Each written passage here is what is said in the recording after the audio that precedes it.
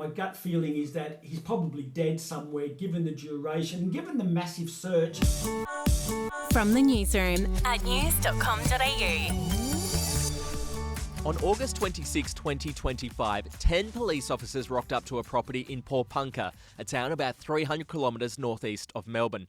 They were there to execute a search warrant in relation to a 56-year-old sovereign citizen by the name of Dezi Freeman, who allegedly ambushed the officers when they tried to enter his house. 2 police officers have been shot dead and a third has been injured at a rural property in northeast Victoria. Freeman fled into the bush, and despite the largest manhunt in Australian history and a $1 million reward, he hasn't been seen since. Police have said there are 3 main possibilities.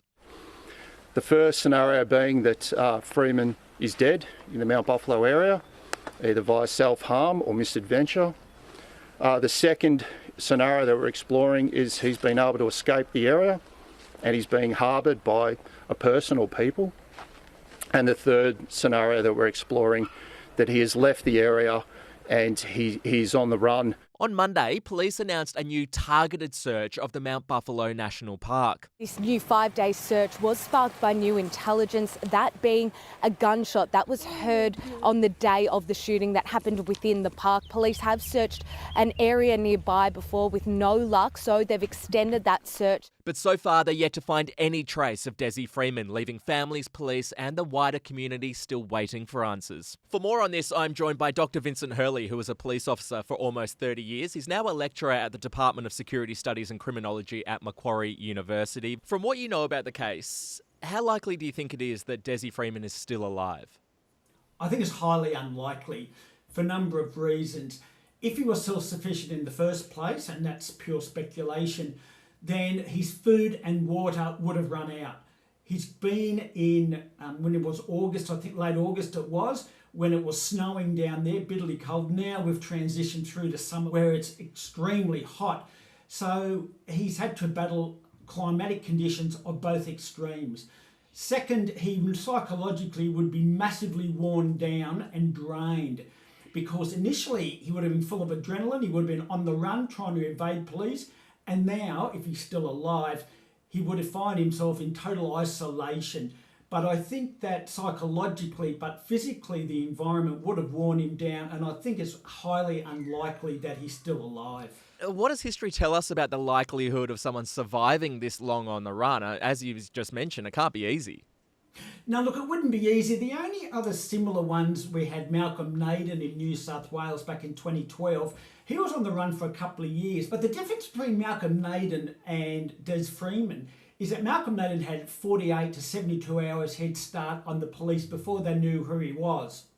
Then, if we take Freeman, the police were there at the time that he allegedly murdered these individuals, then fled into the bush. So he didn't really have a head start. Even if you look at Phillips, I can't remember his Christian name, in New Zealand, living in a tent, he evaded police there for 4 years, but he had his children to live for. Those 2 other individuals had something to live for, whereas he doesn't have something to live for. And the will to live, as a former hostage negotiator, I can tell you, the will to live is a really powerful driver for people to sustain them during harsh times. But having said that, and without appearing to be contradictory, I don't think his survivability would be great under these circumstances. Dezi does have a wife and child, though, from what I believe. Would that give him some motivation to kind of hang around? Look, that's a good question, Andrew. For the child, yes, possibly. But for his wife, I believe he's estranged from his wife, so that may not actually impact on him. But what overrides this is his political ideology of being a sovereign citizen.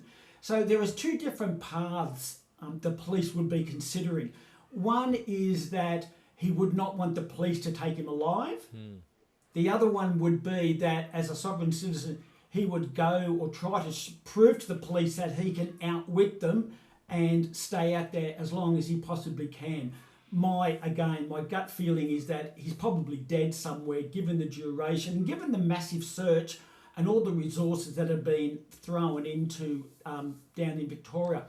I also think that the fact that New South Wales police have taken down a cadaver dog to look for a dead body is a pretty good indication that they don't think he's alive. And I think they've even mentioned that publicly, that they don't think he's alive. I'd also tend to think that if he was being harboured by someone, and I don't think that's the case because given the nature of the crime, it's pretty violent. No one's going to run the risk of harbouring an alleged offender for multiple offences like murder, for example. So I don't think that he would be harboured by someone. I don't think he would have any sympathy in the community. Yes, his child for sure, but I don't think his estranged wife would. I don't think that would be acting on his mind as much as, say, his child. So the evidence that convinced police to start this renewed search on Monday was a gunshot that was allegedly heard after the incident back in August. So the working theory seems to be that he may have gone into the bush and taken his own life.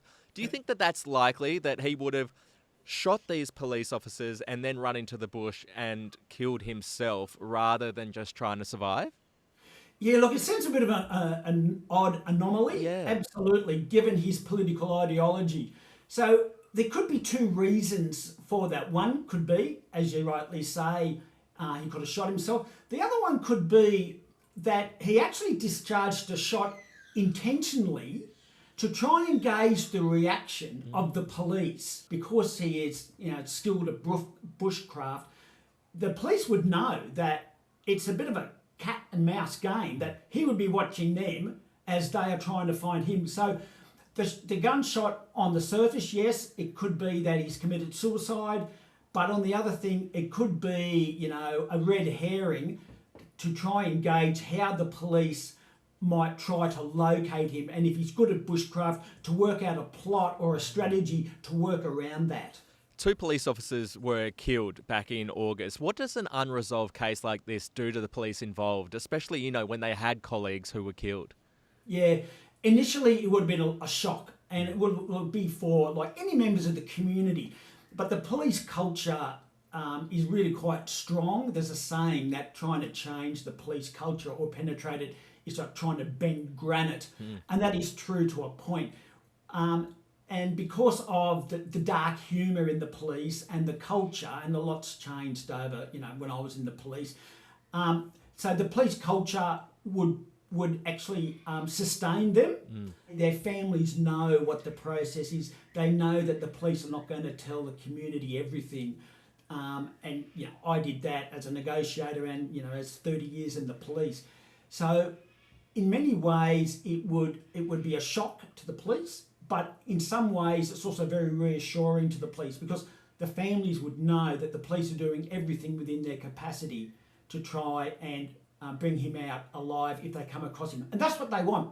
The police don't want revenge. The families don't want revenge. The police want him to put him before the courts, to be held accountable for his actions, so the families can say or look him in the eye and say, why did you do what you did?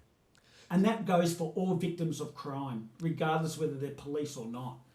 So just to be clear there, you think that the families of the slain officers would prefer that Dezi is caught alive rather than he potentially took his own life when he ran into the bush after attacking them? Yep, they would prefer him alive, absolutely, for sure.